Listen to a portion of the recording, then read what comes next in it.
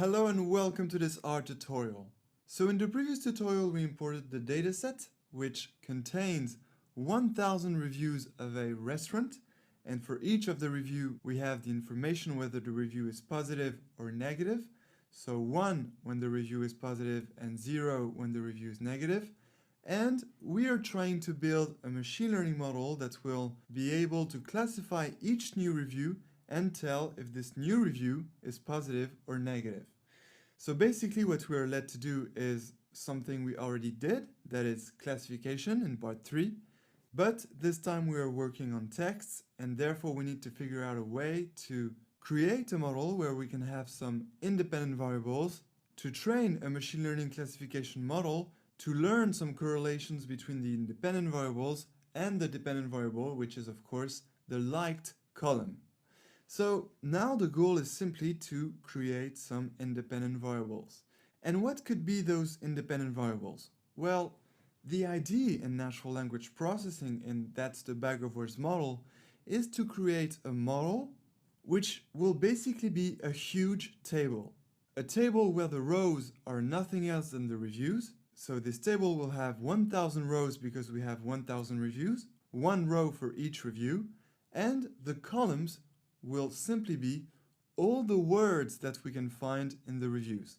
You know, we take the 1000 reviews, we look at all the words in those 1000 reviews, and we're going to create one column for each word. And then each cell in the table will correspond to one row that is one review and one column that is one word in all these words in these 1000 reviews. And in this cell there is going to be the number of times the word appears in the review. So for example, here is the first word, wow. Well, there's going to be a column for this wow word here. And so for the first line that corresponds to the first review, well, this wow column will get a 1 because the word wow appears once in the first review. But then for all the other reviews, that is all the other rows, we don't see any wow here, so all the cells in this first column for the other rows will get a 0. And that's what will be our model in the end. It's going to be this huge table with 1000 rows that are going to be the reviews and a lot of columns that are going to be all the words that we can find in this 1000 reviews here. So now you might start to figure out why we would need to clean the reviews.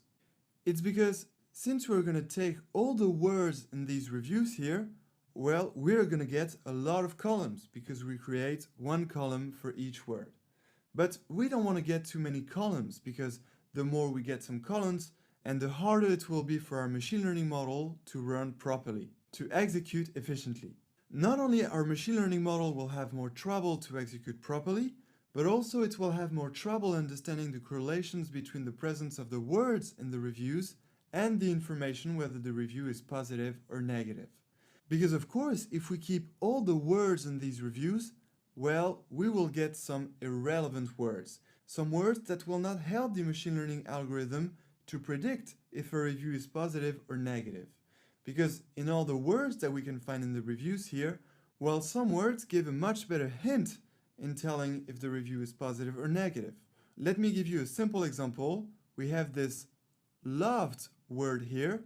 In this review, this is the word that basically tells us that the review is positive, because there is this love word. But then if we look at this word, or even place, well, these two words don't give the machine learning algorithm a hint whether the review is positive or negative. It's of course this word loved, by which the machine learning algorithm will understand some correlations between this love word and the fact that the review is positive.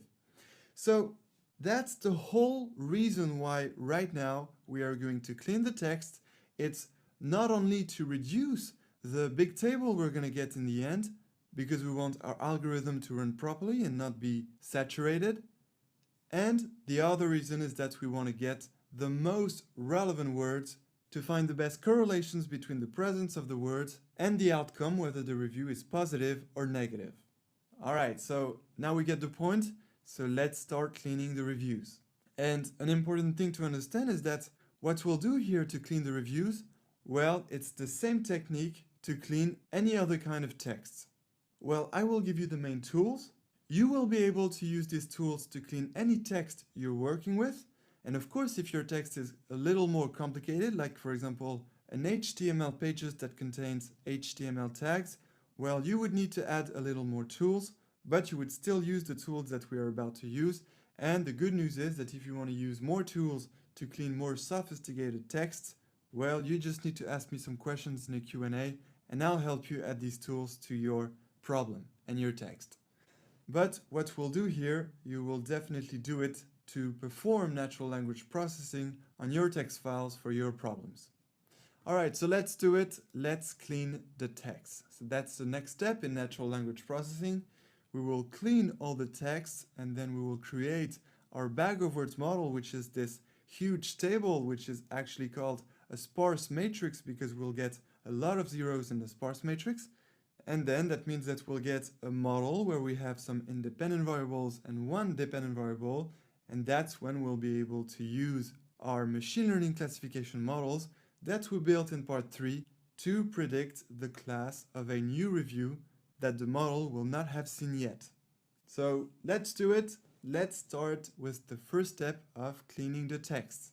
And this first step is going to be about initializing a corpus, because we will not clean the reviews directly in the dataset. We will instead create a corpus which will contain all the reviews, and that will be in this corpus that we will clean all the reviews. So let's start by creating this corpus, and in order to create this corpus we need to import a package, and you might need to install it if it's the first time you're doing natural language processing. So I'm going to type here the command to install this package. This package is called the TM package. It's a very famous package in R for natural language processing. So let's install this package by typing install.packages. Here it is. And so the name of the package has to be input in quotes, which is the TM package. All right. So if I go to my packages, I will find the TM package. Here it is. So I already have it installed, so I don't need to install it again. So I will put that in comment. Here we go. And of course, if you don't have the TM package here, you will need to install it by executing this line, and everything will run properly. All right. So of course, after we install a package, we need to import the package. Well, mine is already imported, but we need to automate all this. So as usual, we are going to take the library command, and in parentheses, we input the name of the package. So TM again, not in quotes. All right. And now we are ready to build the corpus. And so how are we going to call our corpus? We're going to call it corpus. All right. Corpus equals, and now we're going to use the vcorpus function, spelled this way, vcorpus with capital V and capital C.